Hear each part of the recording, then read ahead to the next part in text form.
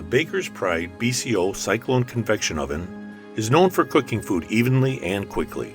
In the rare case your unit won't heat or the convection fan won't turn on, the following troubleshooting tips can help you figure out what's wrong.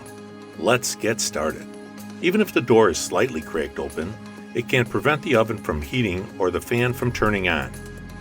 Open the doors and see if there are any obstructions before closing them. Make sure they're sealed shut.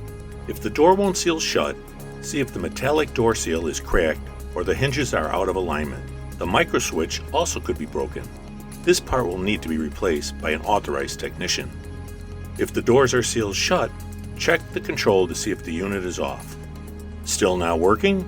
Make sure the power cord is plugged into the wall outlet. If it is, see if the disconnect switch is turned on, or a tripped circuit breaker needs to be reset in your facility. If the previous possibilities aren't the cause, you might have to have the igniter repaired or replaced by a technician. Well, there you have it.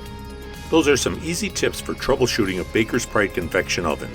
If you're still having problems, contact an authorized service technician for assistance. This is Partstown signing off. We'll see you next time.